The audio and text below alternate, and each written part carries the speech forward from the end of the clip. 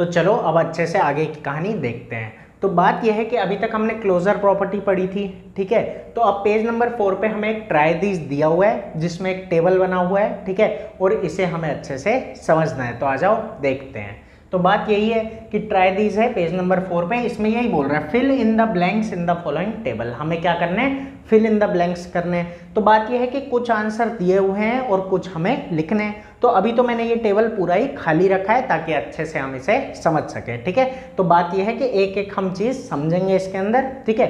तो आ जाओ देखते हैं। तो सबसे पहले तो हमें यही समझना है कि टेबल हमसे कहना क्या चाह रहा है, ठीक है। तो देखो कि टेबल में सबसे पहले हमें दिए हुए हैं नंबर्स, मतलब अलग अलग नंबर्स की कैटेगरी दी हुई है, जैसे रेशनल नंबर्स, ठीक है, फिर इंटीजर्स, फिर उसके बाद होल नंबर्स और उसके बाद नेचुरल नंबर, मतलब 4 कैटेगरी हमें दी हुई है, ठीक है। फिर उसके बाद क्या दे रहा है, उसके बाद ये हमें दे रहा है कि क्लोज्ड अंडर, मतलब ये जो सभी कैटेगरीज हैं ये किसके अंडर क्लोज्ड होंगी और किसके अंडर क्लोज्ड नहीं होंगी। अब किसके अंदर क्लोज्ड हो सकती हैं, मतलब अलग अलग मैथमेटिकल ऑपरेशंस के अंदर, ठीक है, कि इनमें से एडिशन है, सब्ट्रैक्शन है, डिवीजन है, मल्टीप्लिकेशन है, ठीक है। तो यही पूछ रहा है कि कौन सी कैटेगरी किस मैथमेटिकल ऑपरेशन पे क्लोज्ड होगी और किस पे नहीं होगी। तो अब बात यही आ जाती है कि अब इसका क्या मतलब है, ठीक है, क्लोज होने का।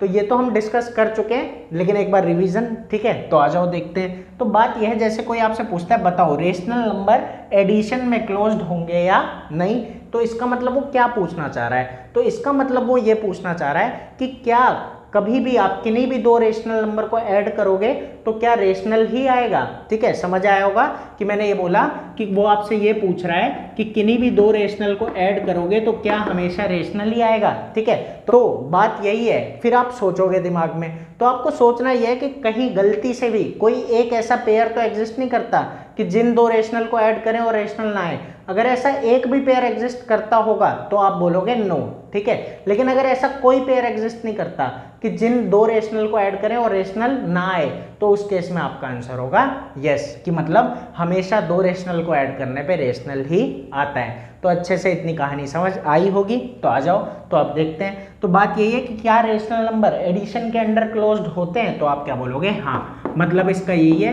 कि कोई भी 2 रेशनल को ऐड करोगे तो हमेशा रेशनल ही आंसर में आएगा, ठीक है। अच्छे से समझ आया होगा। और रेशनल नंबर होते क्या है ये मैं आपसे पहले डिस्कस कर चुका हूँ, ठीक है, कि ऐसे नंबर जिन्हें हम p बाय क्यू के फॉर्म में लिख सकें, जहाँ पे p और q इंटीजर हो और q 0 के बराबर ना हो, तो ऐसे नंबर रेशनल नंबर्स होते हैं, ठीक है। तो ये सब हम डिटेल में डिस्कस कर चुके हैं। अब जरा यहाँ आते हैं, ठीक है, कि क्या रेशनल नंबर सब्ट्रैक्शन में क्लोज्ड होते हैं, तो आप क्या बोलोगे यस, ठीक है। यहाँ पे भी वही कहानी चलेगी कि हाँ सब्ट्रैक्शन में भी रेशनल नंबर क्लोज्ड होते हैं, मतलब ऐसे कोई भी 2 रेशनल नंबर एग्जिस्ट नहीं करते जिन्हें हम आपस में माइनस करें और आंसर रेशनल ना आए, ठीक है। तो इसलिए यहाँ पे क्या आया, यस आया, मतलब सभी रेशनल को माइनस करने पे हमारा रेशनल ही आता है, ठीक है। अब आगे देखते हैं मल्टीप्लिकेशन। तो मल्टीप्लिकेशन में भी वही कहानी है, यस, ठीक है, कि हमेशा किन्हीं भी 2 रेशनल को मल्टीप्लाई कर दो, आंसर हमेशा रेशनल ही आएगा, ठीक है। तो इतनी कहानी अच्छे से समझ आ गई होगी। अब जरा आ जाते हैं डिवीजन पे, ठीक है। तो इसका आंसर पहले बताता हूँ, फिर आपका रीजन जानना भी जरूरी है कि क्यों ऐसा हुआ, ठीक है। तो इसका आंसर है नो, ठीक है। पहली बात तो ये कि इसका आंसर क्या है, नो है। अब बात आती है क्यों, कि क्या हम किन्हीं भी 2 रेशनल को कभी डिवाइड करेंगे तो रेशनल नहीं आएगा, तो आंसर है कि आएगा, बिल्कुल आएगा। देखो कैसे आएगा, देखो कि p बाय क्यू का एक नंबर लिया 5/4, ठीक है, उसके बाद एक और नंबर ले लेते हैं 9/2, ठीक है, इस तरीके से ले लिया। तो जब इसे सॉल्व करना है ना तो क्या करेंगे 5/4, फिर ये ऊपर जाता है तो ऐसे 2/9 बन जाता है, ठीक है। ये चीज़ आपने बचपन में पढ़ी होगी। तो जब इसे करेंगे तो 5 2 ज़ा 10 और 9 4 ज़ा 36, तो ये आ गया 10/36, ठीक है। आ रहा है ये रेशनल, ठीक है, कि p बाय क्यू के फॉर्म में है, p और q दोनों इंटीजर हैं, ठीक है, और q 0 के बराबर नहीं है, तो है ये रेशनल, ऐसी बात नहीं है। लेकिन बात सिर्फ इतनी सी है कि एक रेशनल नंबर की वजह से यहाँ पे नो आया है, बस सिर्फ एक ऐसा रेशनल नंबर है जिसकी वजह से यहाँ पे क्या आ गया, नो आ गया। वो रेशनल नंबर कौन सा है, तो वो रेशनल नंबर है 0, ठीक है। अब कैसे, तो देखना जरा अच्छे से। मान लो मुझे 2 रेशनल नंबर को डिवाइड करना है, ठीक है, तो मैं ऊपर कोई भी रेशनल नंबर ले लूंगा, ठीक है, a की जगह मैं कोई भी रेशनल नंबर रख दूंगा। लेकिन अगर अब मैं नीचे b ले रहा हूं जो कि रेशनल है और b अगर 0 है, b क्या है 0, तो इस केस में, ठीक है, क्योंकि 0 भी एक रेशनल नंबर है, तो इस केस में जो हमारा आंसर आएगा वो क्या आ जाएगा, नॉट डिफाइंड। तो ये बात हमें पता होनी चाहिए। देखो कैसे, जैसे अगर मैं अभी बोलूँ कि 4 डिवाइडेड बाय 0, 4 एक रेशनल नंबर है, ठीक है, और 0 भी एक रेशनल नंबर है। अब मैंने इसके नीचे रख दिया, इसको डिवाइड कर दिया, ठीक है, तो बात यही आ जाती है कि इसका आंसर क्या आ जाएगा हमारे पास, नॉट डिफाइन आ जाएगा, ठीक है। 0/4 है तब तो क्या आता है हमारा 0, ठीक है, तब कोई दिक्कत नहीं है। लेकिन यहाँ पे 4/0 जब हमने किया तो नीचे जब 0 लिया तो यहाँ पे क्या आ गया, नॉट डिफाइंड। तो हम नहीं बता सकते कि ये रेशनल है या नहीं है, क्योंकि ये क्या आ गया हमारा, नॉट डिफाइन आ गया, और इसीलिए यहाँ पे हम क्या लिखते हैं, नो लिखते हैं, ठीक है। तो ये कहानी आपको अच्छे से समझ आई होगी, ठीक है। तो अब आगे चलते हैं। तो अब आते हैं हमारे इंटीजर्स, ठीक है। कौन आते हैं, इंटीजर्स। तो सबसे पहले तो ये याद रखना, इंटीजर्स होते क्या हैं। तो इंटीजर्स होते हैं ऐसे नंबर जिनमें डेसिमल ना हो, ठीक है। अच्छे से समझ आया होगा कि ऐसे नंबर जिनमें डेसिमल ना हो, ठीक है। तो अब देखते हैं आगे, ठीक है। तो बात यही है कि अब वो पूछ रहा है कि क्या इंटीजर्स एडिशन में क्लोज्ड होते हैं, तो आपका आंसर क्या आएगा, यस, ठीक है। आंसर क्या है इसका, यस। क्यों, क्योंकि देखो ऐसा है, बिना डेसिमल वाले किन्हीं भी दो नंबरों को ऐड करोगे ना तो हमेशा आंसर में बिना डेसिमल वाला ही नंबर आएगा जो कि इंटीजर है, ठीक है। ऐसे कोई भी दो इंटीजर एग्जिस्ट नहीं करते कि जिन्हें हम आपस में प्लस करें और आंसर में इंटीजर ना आए, ठीक है। तो ये कहानी अच्छे से समझ आई होगी। फिर सब्ट्रैक्शन के केस में भी सेम है, ठीक है। यहाँ पे आएगा यस। क्यों आएगा यस, ठीक है।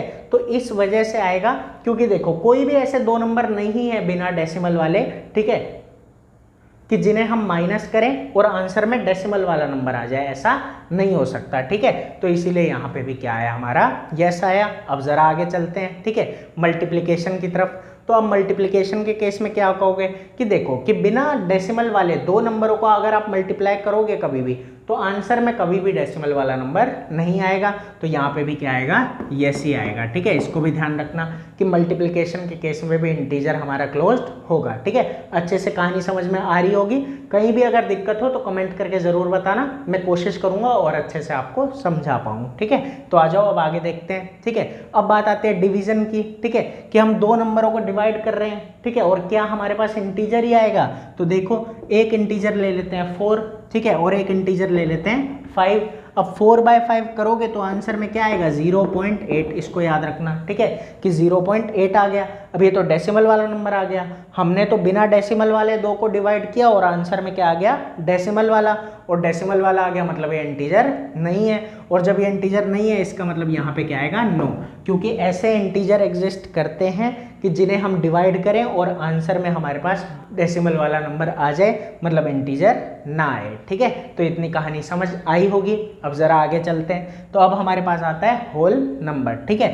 तो होल नंबर में क्या होता है कि 0 होता है, ठीक है, और जितने भी पॉजिटिव इंटीजर है, ठीक है, मतलब जितने भी पॉजिटिव नंबर जिनमें डेसिमल ना हो वो सारे के सारे यहाँ आ जाते हैं। तो आ जाओ अब आगे देखते हैं। तो एडिशन, ठीक है, मतलब क्या हम कभी भी दो होल को ऐड करेंगे तो होल ही आएगा। तो इसका आंसर है यस। ऐसे कोई भी दो होल नंबर एग्जिस्ट नहीं करते जिन्हें हम आपस में प्लस करें और आंसर में होल नंबर ना आए, ठीक है, ऐसा नहीं होगा। तो चलो अब देखते हैं कि सब्ट्रैक्शन के केस में क्या होगा, मतलब सब्ट्रैक्शन के केस में होल नंबर क्लोज्ड होंगे या नहीं। तो आराम से जरा समझना कि हमें ये देखना है कि क्या कोई ऐसे दो होल नंबर तो नहीं है जिन्हें आपस में माइनस करें और आंसर में होल नंबर ना आए। तो देखते हैं। तो एक बात देखना, देखो जैसे 5 में से 3 माइनस किया तो क्या आ गया, यहाँ पे 2 आ गया, ठीक है, बिल्कुल सिंपल है। आप बोलोगे होल में से होल माइनस किया, होल ही आ गया। लेकिन अब जरा कहानी सुनो, मान लो कि एक नंबर है होल नंबर 5, ठीक है, और दूसरा है 7। अब अगर मैं 5 में से 7 घटा दूं, ये थोड़ी लिखा हुआ है कहीं कि बड़े में से ही छोटा घटाना है, ठीक है, ऐसा कुछ भी नहीं है। वो कोई भी दो होल नंबर हो सकते हैं। तो जब हम कोई भी दो होल नंबर ले रहे हैं, ठीक है, जैसे एक 5 और एक 7, और 5 में से 7 हटा दिया तो इस केस में आंसर में क्या आ जाएगा, माइनस का 2 आ जाएगा। ये आपको ध्यान में रखना है कि 5 में से 7 गया तो क्या आता है, माइनस का 2, ठीक है, ये याद रखना। जैसे कोई कहता है 7 में से 5 गया तो क्या बोलोगे, 2, ठीक है, और 5 में से 7 गया तो क्या बोलोगे, माइनस का 2, ठीक है। इस तरीके से आपको अच्छे से ये बात याद रखनी है। अब बात यही आ जाती है, हमने दो होल नंबर को माइनस किया आपस में और आंसर में क्या आया, होल नंबर नहीं आया, ठीक है। क्या आ गया, ये एक इंटीजर है, ठीक है, उससे थोड़ी बड़ी कैटेगरी का नंबर हो गया, ठीक है, लेकिन होल में नहीं आया क्योंकि होल में 0 आता है और सभी पॉजिटिव इंटीजर आते हैं, ठीक है, कभी भी माइनस वाला तो आ ही नहीं सकता। तो यहाँ पे वही कहानी हो गई कि इधर आंसर में क्या आएगा, नो, क्योंकि ऐसे होल नंबर एग्जिस्ट करते हैं जिन्हें आपस में माइनस करने पे होल नंबर नहीं आता। तो इतनी कहानी समझ आ गई होगी। अब जरा यहाँ देखते हैं, ठीक है, मल्टीप्लिकेशन का केस। तो मल्टीप्लिकेशन के केस में आंसर है यस, ठीक है। क्यों है?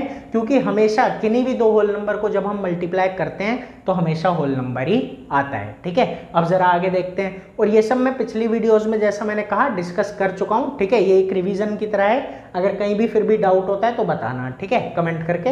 अब आगे देखते हैं। अब डिवीजन के केस में तो यही सेम एग्जांपल है, ठीक है, कि ये 4 भी एक होल नंबर, 5 भी एक होल नंबर, लेकिन क्या ये होल नंबर आ रहा है? नहीं, क्योंकि मैंने क्या बोला था, 0 और पॉजिटिव इंटीजर, मतलब बिना डेसिमल वाले सारे नंबर आते हैं। तो यहाँ पे बात ही वही हो गई, खत्म हो गई कि 4 डिवाइड बाई 5 किया, डेसिमल वाला नंबर आ गया जो कि होल नहीं है, तो इसलिए यहाँ पे क्या आएगा, नो, ठीक है। तो इतनी कहानी अच्छे से समझ आ गई होगी। अब जरा यहाँ देखते हैं नेचुरल नंबर में क्या है। तो नेचुरल नंबर के केस में, एडिशन के केस में क्या आएगा आंसर? यस आएगा, ठीक है। क्यों आएगा यस? वही बात हो जाती है कि अगर हम किन्हीं भी दो नेचुरल को ऐड करेंगे तो आंसर में नेचुरल ही आएगा, ठीक है। कभी ऐसा नहीं होगा कि किन्हीं दो नेचुरल को ऐड करोगे तो उससे बाहर की कैटेगरी का कोई आंसर आएगा। अब जरा यहाँ देखते हैं सब्ट्रैक्शन, ठीक है। तो सब्ट्रैक्शन के केस में यही सेम एग्जांपल, ये भी एक नेचुरल नंबर, ये भी एक नेचुरल नंबर, लेकिन आंसर में नेचुरल नहीं आया, ठीक है। अब एक बात और जो मैं बोलना भूल गया, ठीक है, वो ये याद रखना कि बस होल नंबर और नेचुरल में फर्क क्या है कि जीरो नहीं होता। होल में क्या है? Zero and all positive integer, और नेचुरल में क्या होता है? ऑल पॉजिटिव इंटीजर, मतलब सभी पॉजिटिव नंबर जिनमें डेसिमल नहीं है वो सभी क्या है? नेचुरल हैं, ठीक है। होल में क्या होता है? बस जीरो और आ जाता है एक साथ में, ठीक है। तो इतना याद रखना। तो चलो अब आगे बढ़ते हैं। तो यहाँ पे क्या आंसर आ जाएगा? नो, ठीक है। अब आगे देखते हैं यहाँ पे मल्टीप्लिकेशन। तो यहाँ पे क्या आएगा? यस। हमेशा दो नेचुरल नंबर को मल्टीप्लाई करोगे तो एक नेचुरल नंबर ही आएगा, ठीक है, और किसी कैटेगरी का नंबर नहीं आ सकता। अब जरा यहाँ पे देखो डिवीजन के केस में, ठीक है। तो डिवीजन के केस में क्या होगा? यही सेम एग्जांपल, ये भी एक नेचुरल नंबर, ये भी एक नेचुरल नंबर, आंसर नेचुरल नहीं आया, तो इधर क्या आ जाएगा? नो। तो इतनी कहानी आपको अच्छे से समझ आई होगी। फिर भी कहीं छोटा भी डाउट हो, ठीक है, तो मुझे कमेंट करके बता देना, मैं और अच्छे से कोशिश करूंगा आपको अच्छे से बता सकूं। तो फिर मिलेंगे अगली वीडियो में जो इससे भी ज़्यादा मज़ेदार होगी। अभी के लिए इतना ही।